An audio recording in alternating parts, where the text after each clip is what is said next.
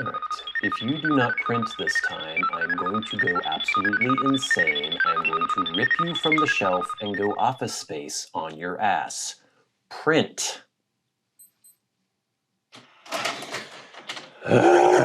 Thank you.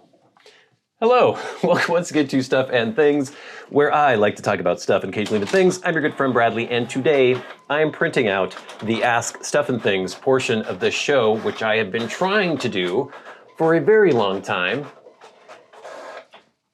Ugh. Hot off the presses. Okay, we have many things to talk about on this version, this episode of Sunday Stuff and Things.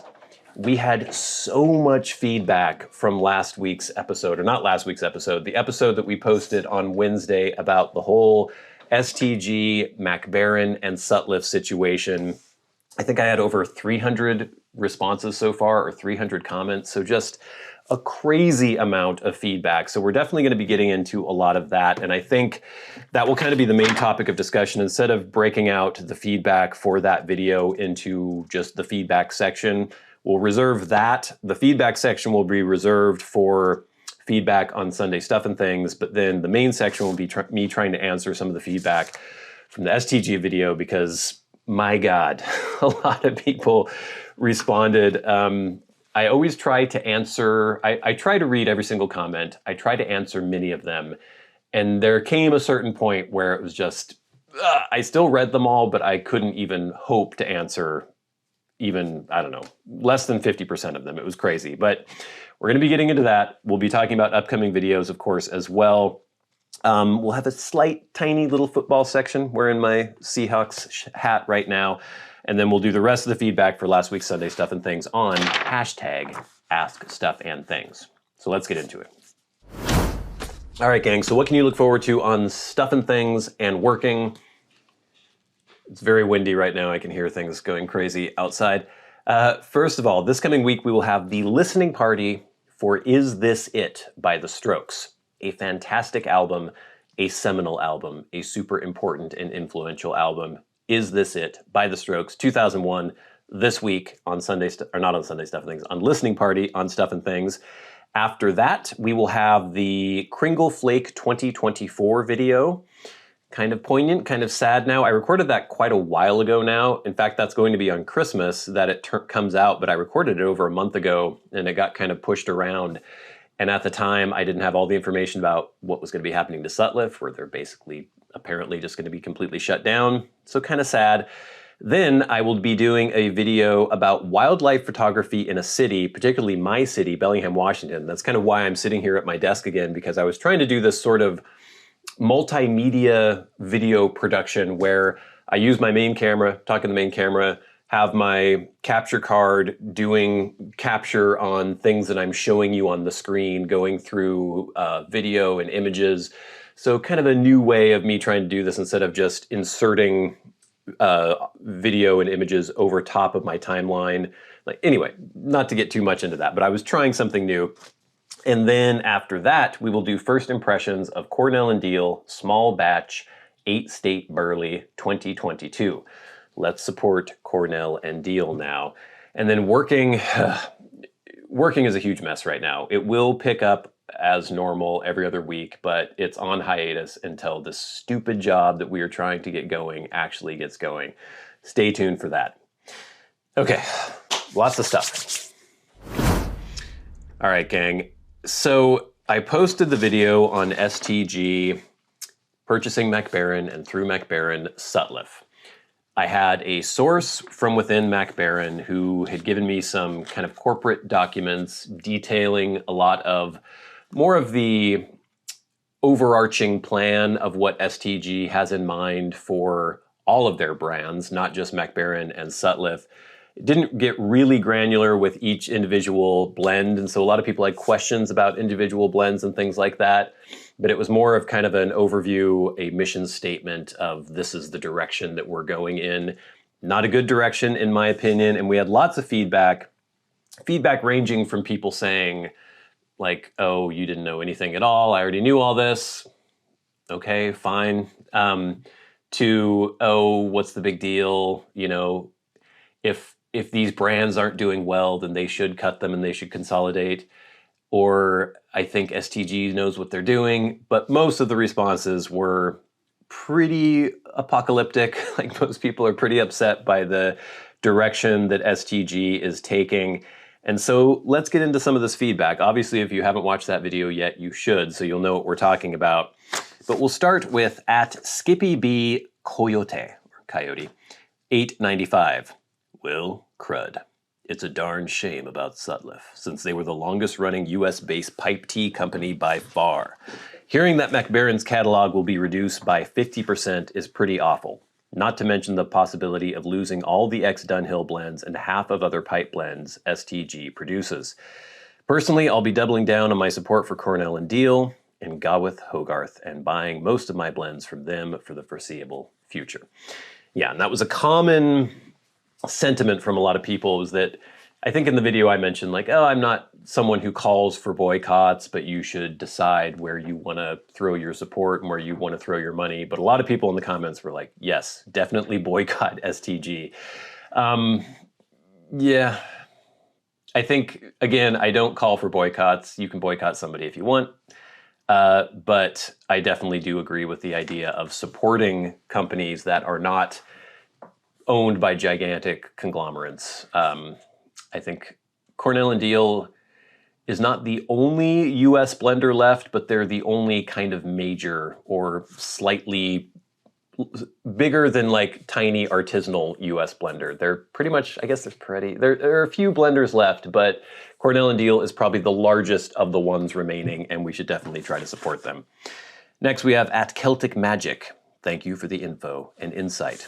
We need someone here in the US to pick up these brands and produce them here in the States. I wish I had the money to do this. As an American, I'm tired of the amount of outsourcing of production that goes on these days. We need to produce more here in the US and not just teas. I really hope Escudo survives the STG chopping block. The problem with that, and I agree that it's sad that all this production is going overseas, not even because of like, they took our jobs kind of situation. It's just there was all this history and culture around this production in the US, and it sucks that it's just going away. But the problem is that it's really hard to come in and take the place, so to speak, of Sutliff because of the regulatory environment that we live in the US now. It's very, very difficult. You need to have a lot of capital to be able to just navigate the regulatory process. So I don't know, the idea of somebody coming in and taking their place is kind of far-fetched. At the Mountain Piper says, no, not Peterson blends. I thought for sure they'd be safe. Apparently nothing is safe with STG's game plan for 2028. So that was a bit of the information that I got from my source, was that apparently the former Diehl blends, currently Peterson blends, so I don't know if he meant all the Peterson blends or just the blends that were formerly produced by, or formerly produced under the Diehl brand name and now produced under the Peterson names, like my favorite blend of all time, Elizabethan, Nightcap, Standard Mixture, Early Morning Pipe, things like that, that apparently they've been losing market share or losing profits. Or profits have been going down by 25% year over year, which does seem absolutely crazy to me because these seem consistently to be blends that sell well according to figures that I see from American retail sites. But we do have to remember that this is a global business, and STG does a lot of their business, I don't even know, maybe most of their business in Europe. And I think that the kinds of blends that people are essing in Europe are probably a lot different from the ones that we get into in the US. And then we also have to remember that this whole like YouTube pipe thing is probably not the majority of their customers. I think a lot of people don't think of it as this artisanal kind of pastime or hobby. They think of it as, that I'm going to smoke my pipe today. And they're packing it with whatever they can get out of the drugstore. I think that still exists, and I think that's still a large part of their business. I think that's why they bought Lane, producers of Captain Black and things like that. I think it's easy for us to feel like everyone who is into pipes is into sampling all these esoteric blends. We have a couple bowls a week and we contemplate them. We cellar things and we try out all these, unique different varietals and everything. I think that's probably a much smaller portion of the market than we may assume. And that might be why a lot of this is happening. Next, we have at Oklahoma Piper, who says, it will be hard to boycott them if they're the only ones producing pipe tea. I will be exploring Cornell and Diehl blends to try and find my new favorites. I would much rather support and keep them in business. At Dr. H4876 says, awful news, but great reporting and info. Thank you. Totally agree with your call to start exploring and supporting C&D. We need to keep them in business. So this was a very common theme in a lot of the comments here. At AB8606SBG says, thanks, Bradley. Sadly, it looks like there may be another Elizabethan replacement video coming soon. This just sucks. Yeah, I don't know. We'll see. I'd like to get some more information. I still would like to talk to STG. The contact that I thought I had in STG has not really panned out. But if in the future I am able to get any sort of thing going with STG, maybe I will post something asking for questions from you guys as well, things that you would like me to ask the STG rep if I get to ask an STG rep anything. And I'm sure a lot of that will be about individual blends. We have at Aaron Berkowitz saying, this is capitalism, my friend. I think I mentioned I'm a fan of capitalism, but not monopolistic, market control. That isn't capitalism. There's this thing that people do. I remember when COVID first hit and people were posting pictures of toilet paper aisles in US grocery stores and saying, welcome to late stage capitalism. And because there was no toilet paper in the aisle. I'm like, what does that have to do with capitalism? People use it's like the way people use fascism to mean all sorts of things that fascism doesn't mean. Fascism now just means someone who you don't agree with politically, they're a fascist. It was a very specific political ideology. And now capitalism means anytime products are bought and sold or anything that any private company does that's capitalism.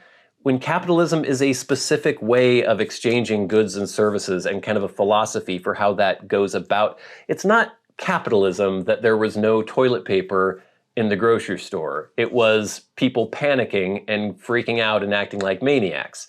That's not capitalism. And it's not capitalism when a company is monopolistically trying to control a market. I don't know, it's weird, certain things can happen within the framework of capitalism, but that isn't, quote, capitalism. That's something that happened, I don't know. Anyway, it just irritates me when people say that because capitalism is based upon competition. And I'm not someone for pure capitalism. I think there does have to be some regulation and some, you can't let the markets just completely decide everything. But I don't think this is a situation where the market is deciding something. I think this is an acquisition that is less about competition and trying to give the market what it wants than it is about consolidation and kind of robbing anyone else the opportunity to compete. Anyway, at Joe Rob 765 says, corporatism, monopolies, cronyism are not capitalism. Yeah. At JS Nook 0211 says, man, I'm glad that STG has my best interests in mind by simplifying offerings to the customer. It sure gave me a big headache deciding what blends I wanted to purchase. Now I won't have to worry about that anymore. No more analysis paralysis for this guy. I'm especially excited for Project 2028, where I'll only have to make one choice when ordering teas. It's just teas, no frills, no fluff. Obviously, the irony is rich in that one, or the sarcasm. And then finally, at Virginia Perique, in a few words, you know nothing. Again, if your definition of nothing means a lot of information that I was sharing with you, very specific information about the corporate plans of STG, then yes, I guess nothing. There are quite a few people, or not quite a few, but there are a few people who, I don't understand where this impulse comes from, but it's there's some guy you don't know on the internet who put a video out for free, you watch the video, and for some reason you decide that you want to shit on the video. Like, I don't know where that impulse comes from. It's just very weird to me. It has never once occurred to me to try to be insulting to a stranger on the internet because I, for some reason, didn't like the free thing that they provided that I was able to watch and didn't have to pay anything for or do anything towards. It's very strange. Most of you are great. So yeah, lots of feedback on that video. That is a tiny fraction of the comments that I was getting. Many of them kind of fell into the same vein. The problem now, or I guess the frustrating thing is that it's going to be a while before a lot of the fallout starts to develop. So for a year or two, we might not notice that much of a difference, and then things are going to slowly start snowballing, and we'll slowly start seeing what actually is all affected. I'm fairly certain that Sutliff is just going to be gone. A lot of people are like, oh, they're going to consolidate the best-selling Sutliff blends. I don't think so. I think Sutliff is gone. I think McFadin they're consolidating, and the most popular or most profitable blends from McFadin will still be produced. But Sutliff is over, as far as I can tell. We'll see. But hopefully we can get some more information from STG. It would be great if someone would actually like come on a phone call with me or a FaceTime call and we could actually record a video. That would be amazing. So if anyone from STG is watching, we would love your side of the story and what you think. If you think that anything has been misrepresented in the videos that I posted, let me know and I'd be happy to talk to you. Okay, we very briefly have to talk about the NFL. Okay, I was so irritated. Typically when I'm recording these videos, I wouldn't be talking about the Thursday night game, or I'd be talking about games that were going to be taking place on the Sunday. But since on Thursday, the Rams and the 49ers, who are both in the NFC West, along with the Seahawks and the Cardinals, they already played. I can mention that, and I am so freaking annoyed that the stupid 49ers could not beat the Rams. It was the most obnoxious game ever. I think it was, what, 12-6? Very boring, not a single touchdown scored. And the ridiculous 49ers could not beat the Rams? Come on. That drop from Deebo Samuel, Brock Purdy just was not good at all. It was just a putrid effort. I was very, very much hoping that the Rams would beat the 49ers, or no, that the 49ers would beat the Rams, because that would have left the Rams at 7-7. They're now at 8-6. The Seahawks are at 8-5 because they haven't played yet this week. They are playing the Packers this week, the Seahawks are, then the Vikings, two very difficult games, then the Bears, shouldn't be that hard, and then the Rams in week 18, their very last game. So part of me is like, okay, well, I didn't need another team to help the Seahawks out. I would prefer if they could just win themselves into the playoffs or win themselves into the NFC West champions. But it would have been nice to open up a little bit of a gap. Now the 49ers, probably done. Cardinals, I'm not assuming they're going to be able to come back. But the Rams at 8-6, if the Seahawks lose, we'll be tied up at 8-6. The Rams have the tiebreaker right now because they already beat us once. We still have another game. And the rest of the Rams' schedule is much easier now than the Seahawks. The Seahawks playing the Packers, the Vikings, Bears, and Rams. It's going to be tough. I don't know. I predicted that the Seahawks would win the NFC West before the season began, and you all thought I was crazy. It looks possible now, but I'm not going to say it's a foregone conclusion. Otherwise, I am still rooting for the Bills in the AFC. And I think I would like it if the Eagles did poorly in the playoffs. I'm still rooting, other than the Seahawks, I'm rooting for the Lions in the NFC. So fun stuff. We'll see what happens. I think the Seahawks are Sunday Night Football playing the Packers this week, so that's going to be a big game. All right, gang, but now it is time for the rest of hashtag Ask Stuff and Things. Remember, if you have a question for me and you would like it answered on the Sunday Stuff and Things, tweet at SAT Bradley with the hashtag AskStuffAndThings. Or if you are a Patreon supporter, you can write to me via Patreon and go right to the front of the line. You can hit that super thanks button under this video and go right to the front of the line. Or you can leave questions, comments, and feedback in the comment section of my YouTube videos, just like At David Severin 2849 did with a super thanks. Thank you so much, David, who said, "Another great video, Bradley. Keep up the great work." That was on last week's Sunday Stuff and Things. At HG1651 said, "Your channel feels more alive as of late. None of it good? Fingers crossed for HH line. I'm hoping against all odds on this one. Also, thanks for the skips marked in the video. Really appreciate it." Thank you at HG1651. None of it good. I'm assuming you're referring to what I was saying about STG and McFadin and Sutliff. The HH line, I think if any blends that they keep for McFadin, again, this is this weird kind of echo chamber that we live in. I think the HH line is probably popular, but who knows about its actual global sales? It's popular within this little community. I don't know. We'll see. And then, yeah, I do put timestamps in the Sunday video, so make use of those if you wish. At Josh Stivers 9042 says, "Making clickbait content is definitely not something I would accuse this channel of, and with certain topics it may be hard to avoid at times. As always, I appreciate the work, and I'm looking forward to the industry update. Seems like all you see nowadays is mergers and layoffs." Yeah.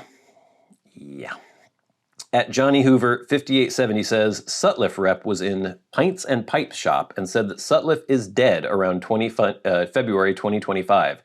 How true the info is, I don't know, but that's from the shop owner. Love your video, and if it was a tad clickbaity, but not total clickbaity, I don't care. I couldn't care less what the whiners think." So this comment was posted before I posted my video, and yes, it does seem that Sutliff is dead after February 2025. Unfortunately. At Charlie Woot 2022, or no, just 22, says, "Beautiful nature shots." Thank you, Charlie Woot.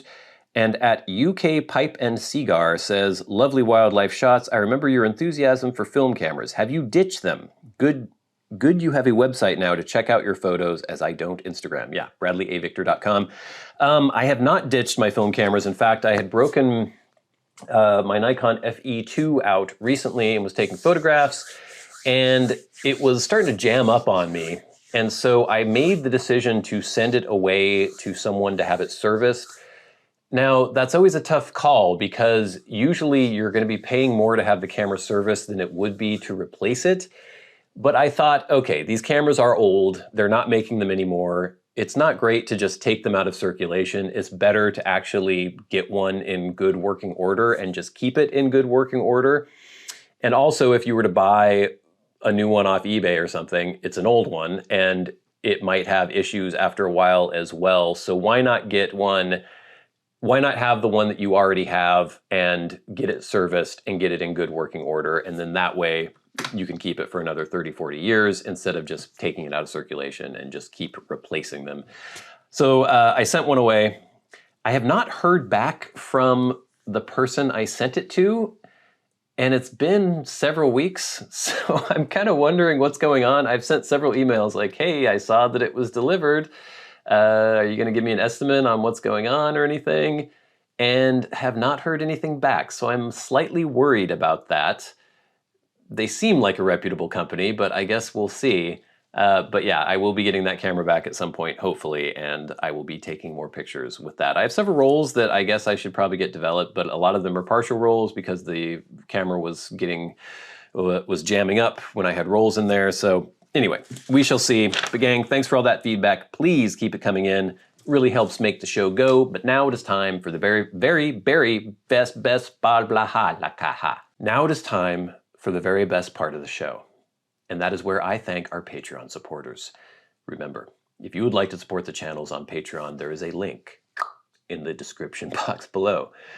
I don't know what's going on right now.